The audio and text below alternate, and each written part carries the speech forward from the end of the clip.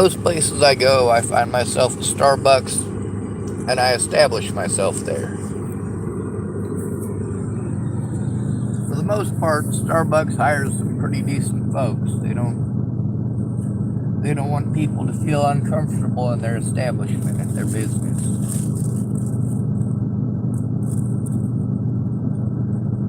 We got a lot of Hispanic folk that work at McDonald's, and a lot of Hispanic folk who work at Starbucks. Now, how true is that?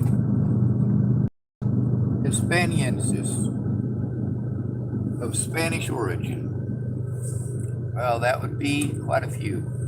Of Spanish origin is different from saying Mexican. Nebraska, them farmers blame everything on blacks and Mexicans, and there ain't none there. It makes no fucking sense whatsoever.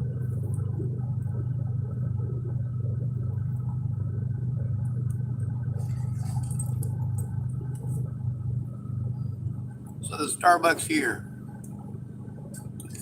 I haven't spent as much time in either of the Starbucks as I would normally. A lot of that has to do with my lack of funding. And a lot of that has to do with comfort level with some of the predators that are at those places.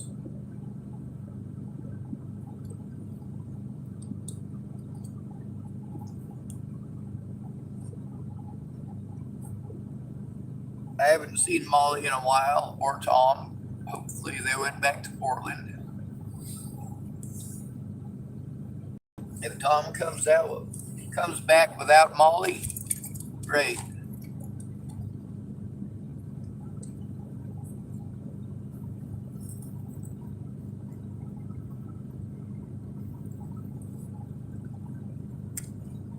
I'd help him out. But the thing is, with him saying that he was done with Molly, he was done with it, done with it, done with it, he needed the hell out of there.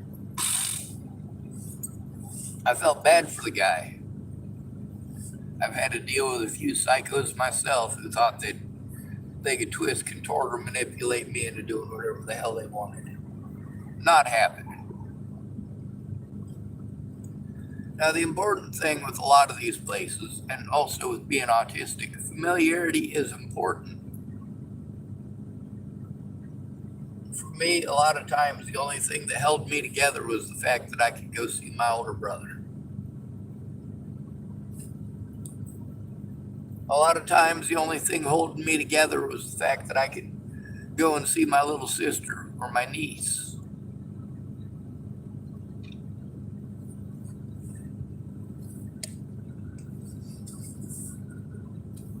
The fact that they existed, the fact that they were there and present to talk to.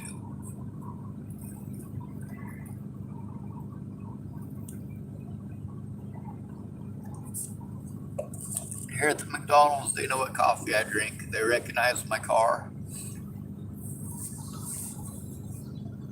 And they got my coffee. They got it ready. Sometimes, by the time my car even gets up there, it's already been rang up. The lady who's working this morning on they got two windows. The first one, they take your money, and the second one, they give you your product.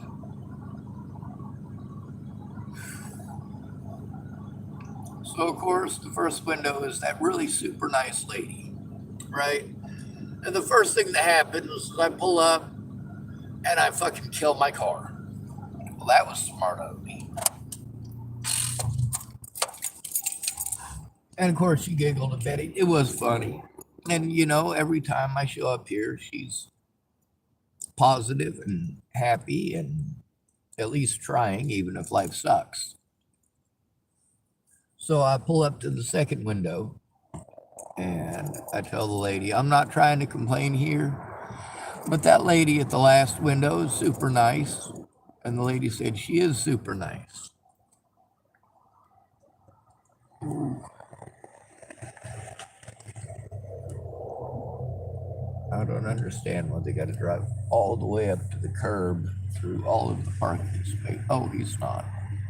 He's parking in his parking space. I guess that'll work.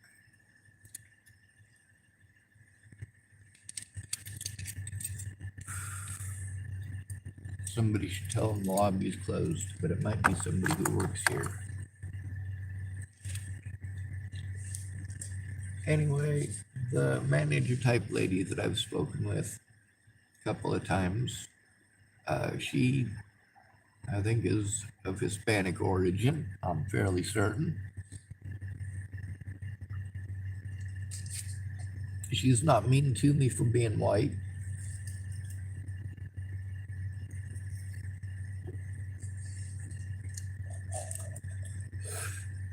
They know I'm living out of my car. It's pretty fucking obvious.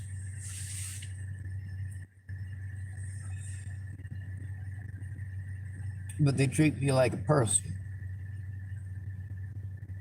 And yeah, I probably park in the parking lot here a little longer than I should.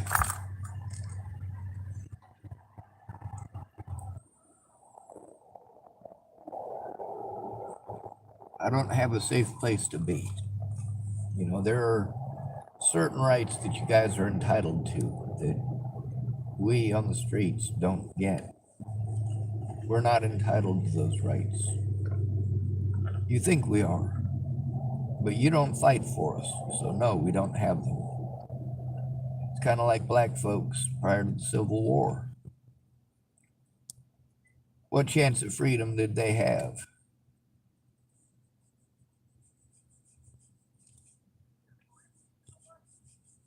What chance of freedom did they have if nobody spoke up? Nobody actually fought for their rights.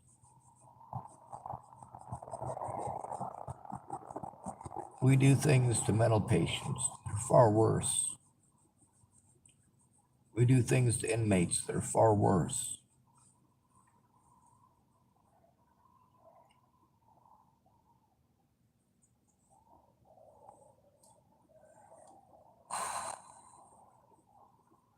I'm tired of religion being used to harm others.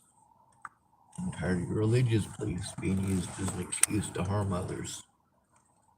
On the right side over at Starbucks, no religion, just coffee.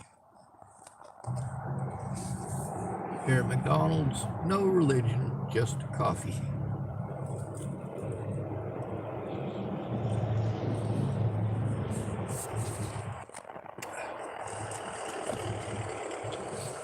So that lady this morning put a smile on my face.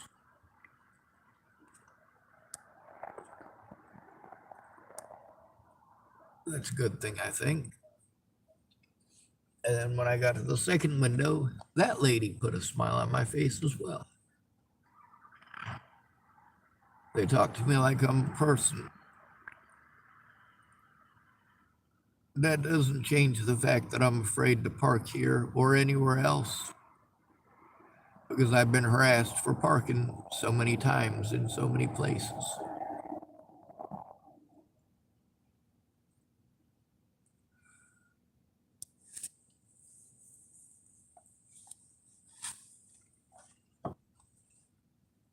I've been resisting the urge to turn on my vehicle here. It's kind of chilly still. I got blankets I can put across my waist, though, across the top of my legs, and that'll warm me up a bit.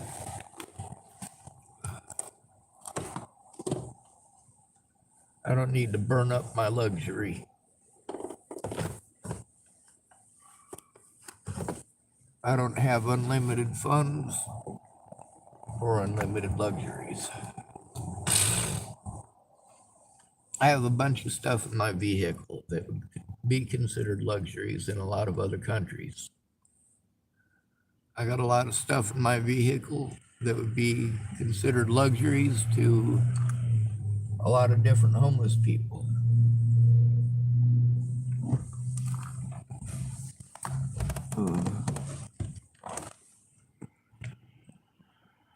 I also have a vehicle, which is a luxury that many of the people I know cannot afford. They're expected to jump through a bunch of hoops that require a vehicle in order to have any chance of it doing any fucking good.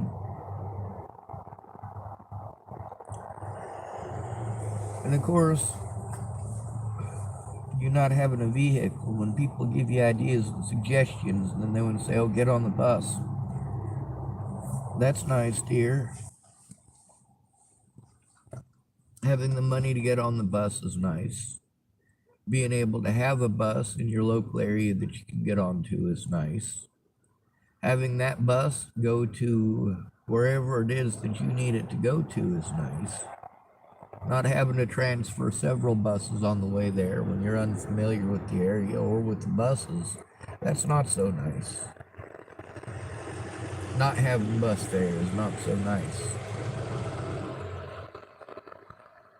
Having an appointment set up that you have to make it to, and having to leave between 4 and 6 hours early just to make sure that you make it there,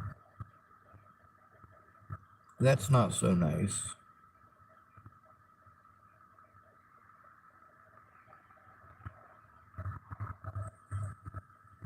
And having to do it all by yourself, man, that fucking sucks. Especially when nobody tries to understand the situation. They blow you off. It's sexist. It's not okay.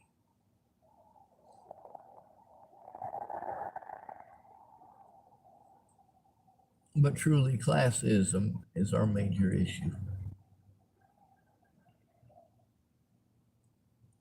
Socialism is actually a great idea. It's a great idea on paper, anyway. Democracy is a great idea on paper. Even communism, great idea on paper. But the reality is, none of these systems work. None of them are presented as intended or advertised.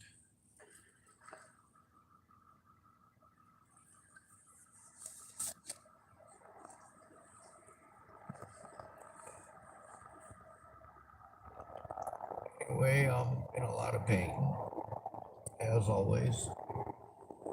Having a screwed up back, and God, my shoulder is fucking working me over today, too.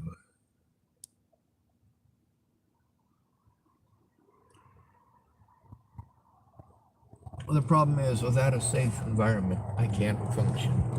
And it's not a safe environment if people can be predatory towards me and I have to be afraid to turn those predators in. It's not a safe environment if mandated reporters are going to refuse to do their jobs as mandated reporters.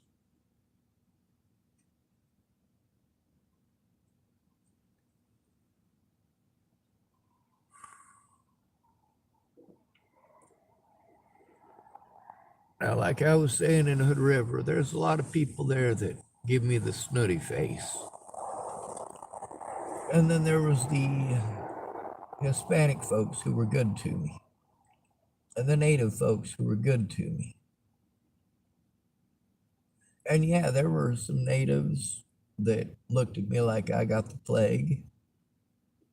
And there was some Hispanic folks who looked at me like I got the plague.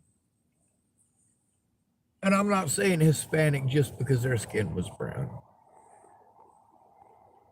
Just so you know. I'm saying Hispanic because their skin was brown and they was speaking Spanish. So even if they weren't of Spanish descent, they were from a Spanish-speaking nation originally.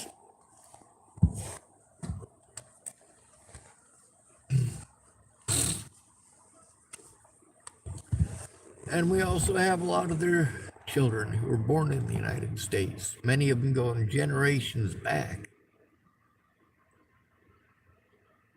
of Hispanic origin or Hispanic descent. They were born here on American soil. And you guys want to pretend, oh, well, their parents probably just hopped the border last year so that they could have a kid in the U.S. so they could stay here. Nope. All this area used to be Mexican territory. We took it by conquest. Conquest means murder. You go murder people and take what's theirs.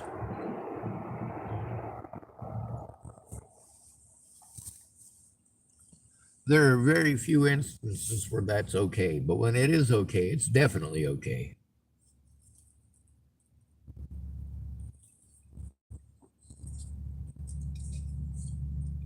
For example,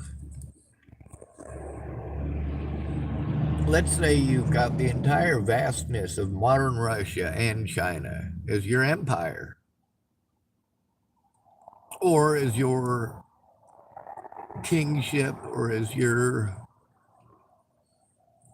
well, let's say you have been president of that area.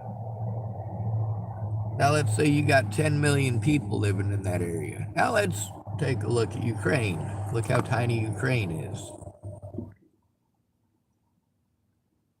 Now, imagine you've got 10 million Russians living in Russia, and you don't want those 10 million Russians there. You want that all to be your land. So, what do? You arm a few people and tell them, hey, go kill people for me. Anybody who steps out of line, you got the gun, or you got the knife, or you got the sword. You know how tyranny begins.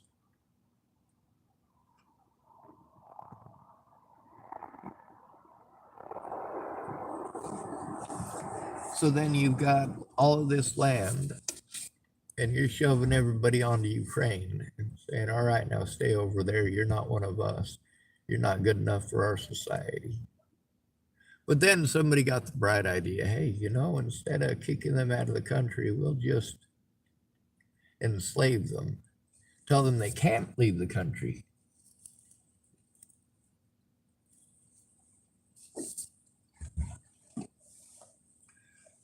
But the thing is that you're taking a lot of human beings and you're displacing them. You're forcing them into ever smaller areas with ever larger populations, areas that are incapable of sustaining those populations. Denver cannot take care of Denver. There's no way in hell. If we surrounded Denver with a retaining wall today, everybody in Denver would die. Well, they're all going to die anyway, right? No, I mean like much quicker. The filth, the disease, the crime, the theft, people would murder each other over a fucking onion or a turnip. No joke.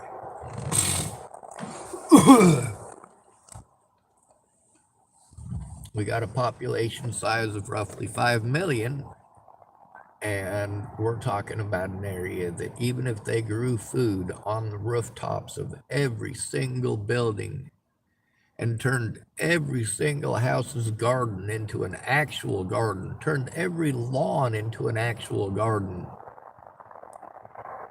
they would still need outside resources to even get those gardens going or started. We are an ever and increasing needy society. Consumers. Most of the people I know could not fix something if they fucking had to.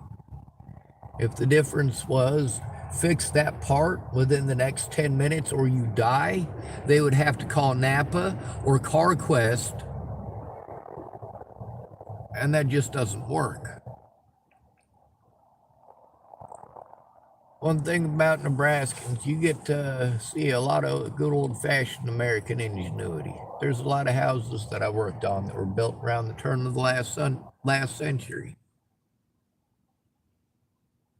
Some of them were actually built in the late 1800s. Then we got the ones that are built in the early 1900s, and then we've got all of the additions to all of these buildings from every era. I mean, if you do select demolitions, you're working mostly with modern materials in a modern city setting. When you get out into the rural areas, you're talking about lath and plaster, and we haven't used lath and plaster in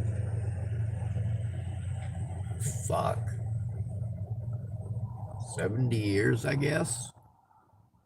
It's been a while. You get to see the difference in size of the 2x4s back then versus now. You get to see the difference in materials that they build with between then and now. You get to look at the different styles of materials that they use. What's more popular? You get to see what parts of the house were built this year versus what parts of the house were built 30 years ago versus what parts were built even prior to that. You get to learn the difference between making a covered porch that's actually built with the house and one that's added on later.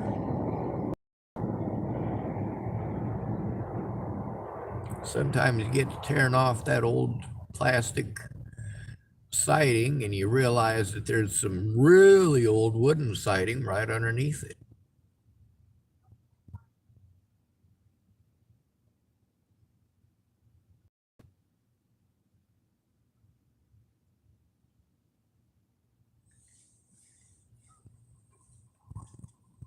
Now, what we're doing here,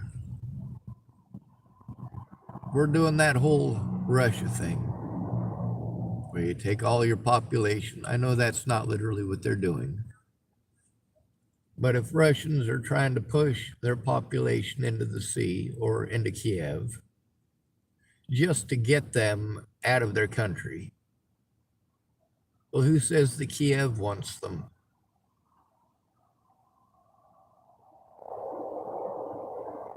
Who says Ukraine can sustain 10 million immigrants?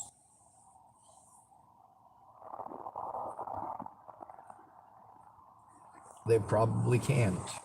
There are very few countries in the world that can absorb 10 million immigrants. Matter of fact, Russia is one of those countries. Now, it doesn't matter where through history, whether it's modern or back in the day, back when Novgorod was the capital. Yeah, Novgorod was the capital of Russia. The first capital of actual Russia, though, was Kiev.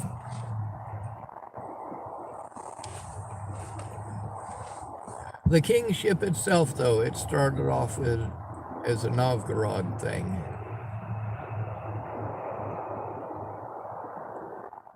And then it just stretched all the way across the Asiatic steppes and all the way into what's modern day Russia. But Kiev, yeah, Kiev was the first actual Russian capital.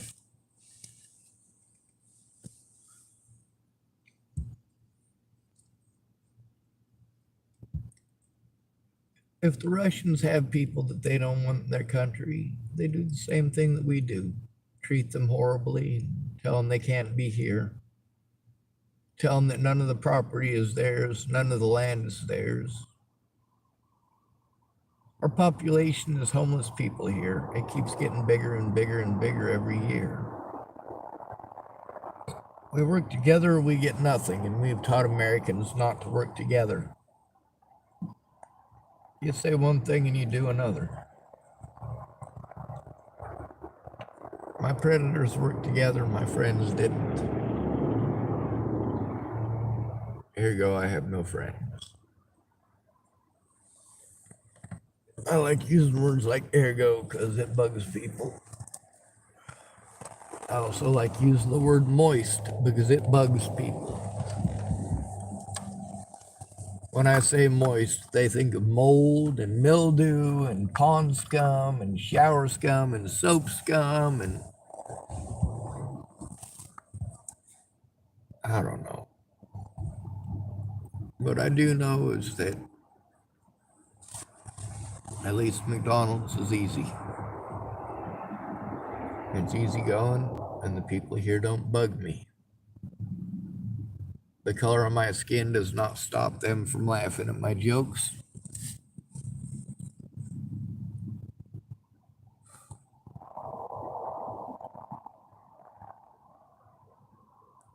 Although I am treated differently and discriminated against because of my gender. That doesn't mean that I'm claiming every single person out there is out to get me. That's the thing about making assumptions versus finding out for yourself. The world you live in is not the world you've been told that you live in.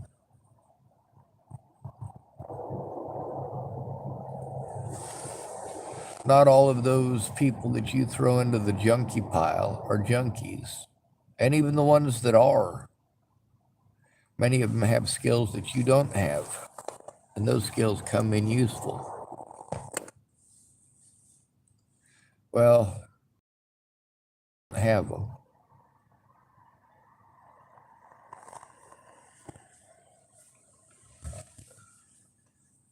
Anyway, I'm going to let y'all go. And I'm thankful for the McDonald's. I'm thankful for the Starbucks. When I have enough to go to one of them, I'm thankful for that too.